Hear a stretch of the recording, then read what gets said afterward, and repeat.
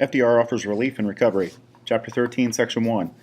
This would be a common image for the era. People sitting around listening to President Roosevelt or anything on the radio at the time, but TVs were non-existent. Everybody listened to the radio. I'm not going to read this to you. I will let you do that. If I think anything is extremely important, I will talk about it. But for the most part, you can read this for yourselves.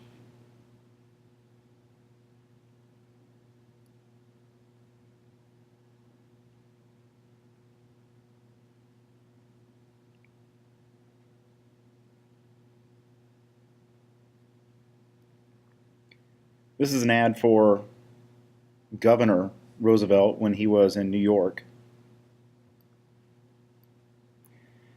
In the center of this picture, you'll see Frances Perkins. She was the first female assigned to the cabinet.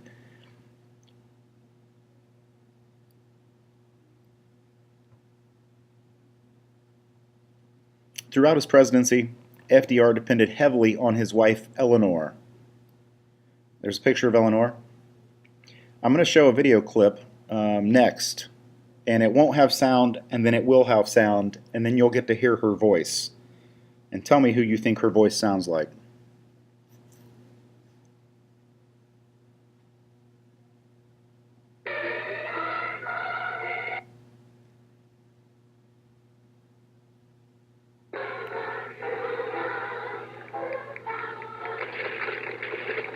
If the women are willing to do things because it's going to help their neighbors, I think we'll win out.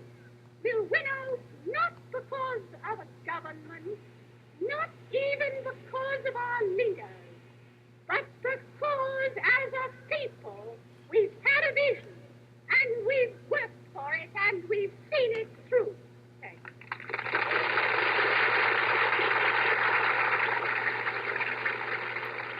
you. You be the judge. I'm just saying. In 1933, the Bonus Army, which had marched on Washington in 1932, returned to the capital seeking an early payment of its bonus for World War I service. Like Hoover, FDR informed the marchers that the government could not pay them. But unlike Hoover, who sent in the army to evict the bonus marchers at bayonet point, FDR sent Eleanor. And having just listened to her voice, I'm not sure if that was a good thing. But she sang songs with the veterans and made them feel that the government cared. America the Beautiful, I think, was one of them they sang. These guys really were heroes. They weren't lazy people just trying to get free money. They had served their country, and they were just trying to get the bonus that the government promised them. Now, the first New Deal had three goals: relief, recovery, and reform. That's in bold. It's a test question. Memorize it.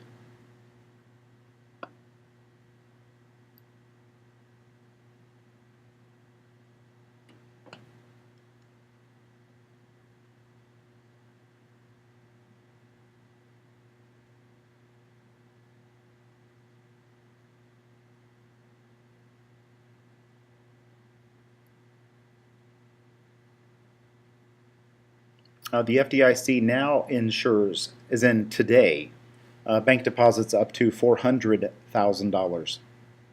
So it's still around, still works.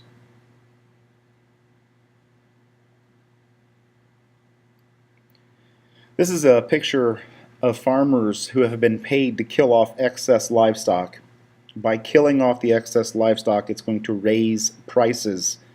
And here you can see they've dug a ditch for their cattle.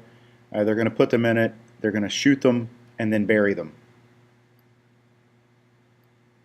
This is a map of the Tennessee Valley area that is the area that it covers, the TVA.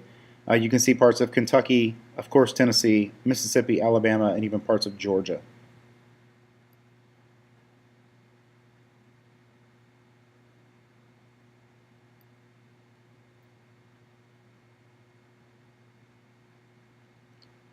The Civilian Conservation Corps provided jobs for more than 2 million young men. They replanted forests, built trails, dug irrigation ditches, and fought fires.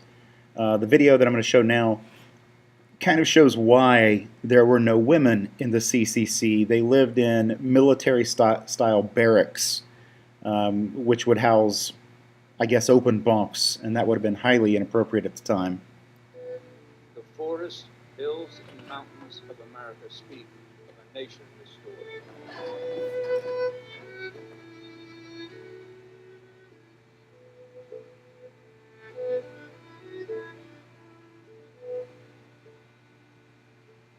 In 1932, the United States of America was gripped by economic disaster, unemployment, and a people looking for change. On July 1st, Franklin Delano Roosevelt accepted the presidential nomination. In an emergency session of Congress, Senate Bill 5.598 was passed by both houses and was signed on March 31st, 1933. This was the Emergency Conservation Work Act, better known as the Civilian Conservation Corps. 2 years later, there were over 2,650 camps and over 600,000 enlisted young men. The room and sit down. They were signing the papers, you know, and the lady says, "Aren't you gonna go?" I said, "What's it all about?" She said, "Well, these kids are headed north." He said, "They're gonna go to CCC." I said, "They are." I said, "Well, it's time for me to sign up to." I got a phone call. They come to Birmingham. You're signed up, ready to go. So I thought we went over to Fort McClellan, Alabama. The men were involved in over 100 different types of work throughout the country. You had trades. You learned a lot of things. How to use hand tools, improvement cutting, how to build head walls. At 8 o'clock, you would line up and divide the guys up, foreman, different foremen. Bill Long, you'd have, maybe he'd be on the gooseberry detail or something like that, and this guy would be on trails. We had different trails. Then they were even, after a bit, they started the survey too, for different trails.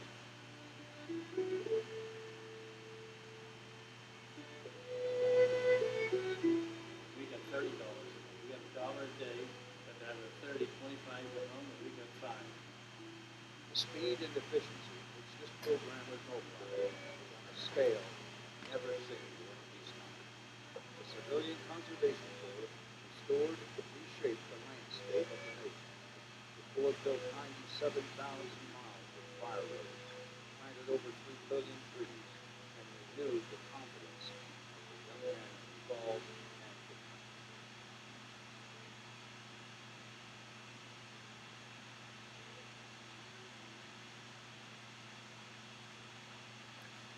The one man said they got $30 a month.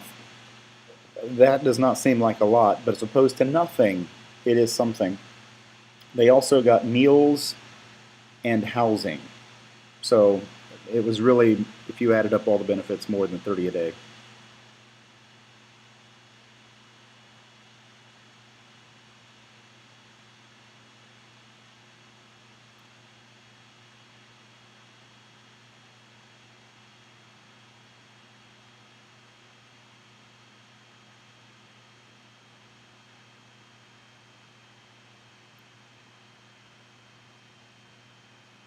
FDR's strongest critics were Francis Townsend, Father Charles Coughlin, and Huey Long.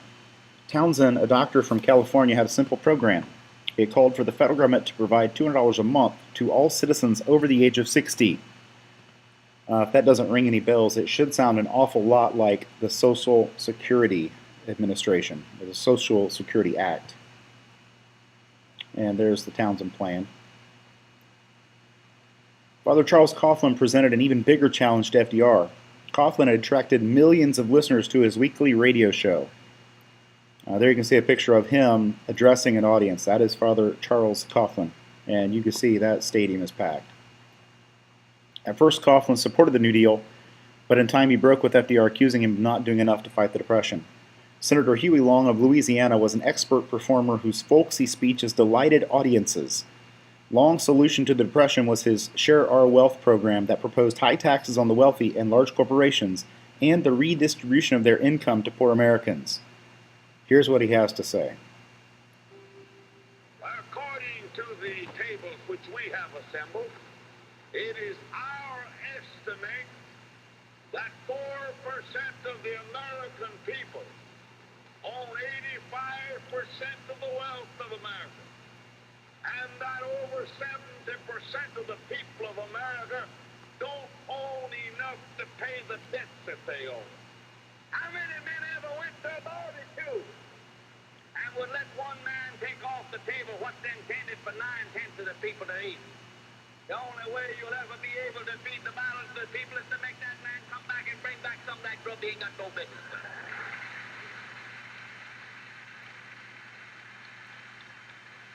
Now, how are you going to feed the balance of the people? What's Morgan and Baruch and Rockefeller and Mellon going to do with all that grub? They can't eat it. They can't wear the clothes. They can't live in the house. Give them a yacht. Give them a pilot. Send them to Reno and give them a new wife when they want it. That's what they want.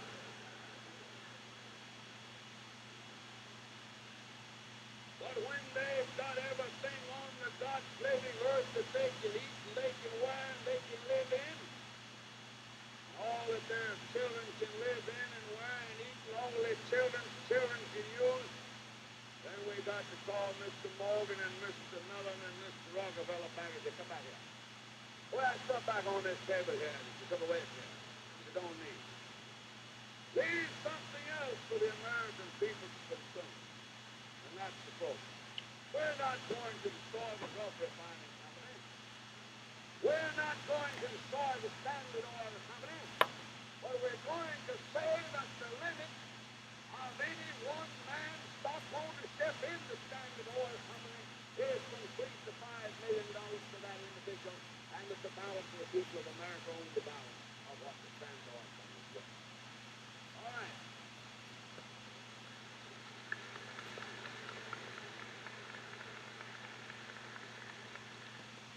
Then we start from the bottom.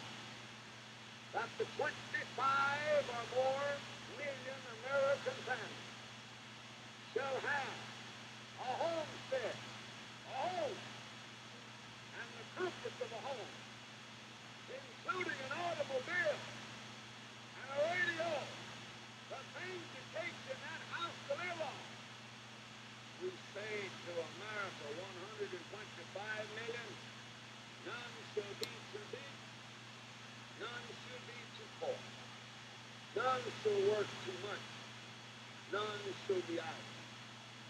No luxurious mansion density, none walking the streets, none in poverty, none in pestilence, none in want, but in the land blessed by the smile of the Creator, with everything to be consumed, to be eaten, to be worn, that America will become a land sharing the fruits of the land, not for the favored few, not to satisfy greed, but that all may live in a land in which the Lord has provided an abundance sufficient for the luxury and convenience of the people in general. That's it.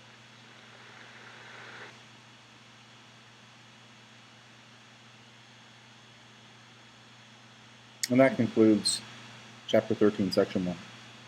Quiz tomorrow.